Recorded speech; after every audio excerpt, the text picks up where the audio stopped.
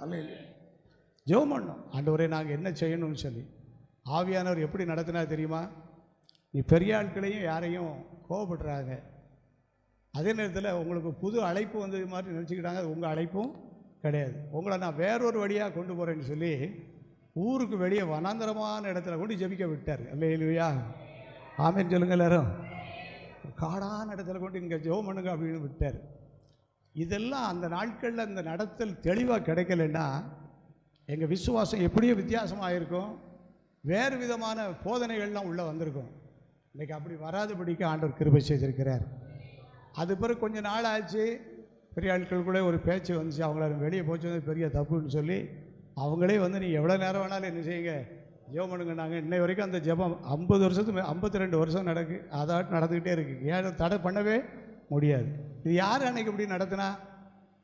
ஒருவேளை ஒரு மனுஷன்கிட்ட ஒரு ஆலோசனைக்கு போயிருந்தோன்னு சொன்னால் இந்த ஆலோசனையை மனுஷன் சொல்லியிருப்பாங்கன்னு சொல்லி நம்மளால் என்ன செய்ய முடியாது, ஏற்றுக்கொள்ள முடியாது. கொஞ்சம் நாளைக்கு அப்படியே அட்ஜஸ்ட் பண்ணி போங்க அப்படிம்பாங்க. அதுக்குள்ளே எல்லாம் சோர்வு வந்துடும். சரிதானே? என்ன சொல்லுவாங்க, கொஞ்ச நாளைக்கு சொல்லுங்கள் எல்லோரும், கொஞ்ச நாளைக்கு பைபிள் வசிக்காமல் ஜெபம் பண்ணாமல் சர்ச்சுக்கு போகாமல் ஒரு மாதிரி ஊழியது போகாமல் அட்ஜஸ்ட் பண்ணி போங்க. அப்புறம் சரியாக வந்து எங்கே போக நரகத்துக்கு தான் போகணும். எங்கே போகணும்? நரகத்துக்கு தான் போகணும். அதுபடி வழியை தான் உலகத்தில் எல்லோரும் காட்டுவாங்க. அன்றைக்கு ஆவியானவர் வேறு விதமாக நடத்தினார்.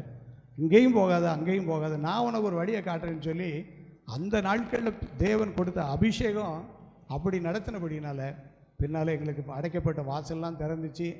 நாங்கள் எல்லோரும் நேசித்தாலும் எல்லா சபைக்கும் போயிட்டு தான் வந்துட்டுருக்கோம். ஆனாலும் ஆண்டவர் எப்படி நடத்துகிறாரு அப்படி போயிட்டுருக்கு. இன்றைய வரைக்கும் ஆண்டவர் கிருபை செய்கிறார். கை தட்டி ஆண்டு சொல்லுவோமா? ஆமென். ஏன் சொல்ல வரேன்னு சொன்னால், ஒரு மனுஷனுக்குள்ள கர்த்தருடைய அபிஷேகம் இருக்கும்போது கர்த்தர் அவங்கள ஆசீர்வதிக்கிறார்.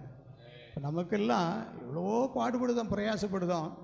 அபிஷேகத்துக்காக நம்ம எல்லாரும் ஊக்கத்தோடு நம்ம எல்லோரும் என்ன பண்ணணும், இன்னும் ஜெபம் பண்ணும்போது அந்த ஆவி நிறை வரும்போது கடினமான காரியங்கள்லாம் நமக்கு எப்படி மாறிடும், லேசாக மாறும். அல்லேலூயா சொல்லுங்க.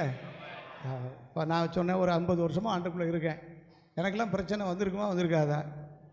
கண்டிப்பாக வந்திருக்கும். பிசாசுடைய கோளாறுலாம் பிரச்சனைகள்லாம் எங்களுக்கு வந்திருக்குமா, வந்திருக்காதா? வந்திருக்கும். ஆனால் எல்லாத்தையும் ஜெயிக்க பலன் கொடுக்குறாரு. ஒரு நாள் ஒரு திடீர்னு ஒரு லெட்ரு வந்துச்சு. ரொம்ப வருஷத்துக்கு முன்னால் ஒரு லெட்ரு வந்துரு.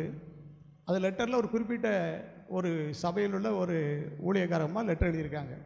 என்ன எழுதியிருக்காங்கன்னு சொன்னால், நீங்கள் உடனே எங்களை வந்து என்ன செய்யணும், பார்க்க வரணும், உங்களோட சில ஆவிக்குரிய காரியங்களை சொல்லணும், உடனே நீங்கள் பார்க்க வாங்கன்னு சொல்லி சொன்னாங்க. இல்லை லெட்டரில் எழுதிச்சு. அந்த லெட்டரை வாசி போட்டு நான் மேசேஜ் ட்ராயரில் போட்டு போயிட்டேன்.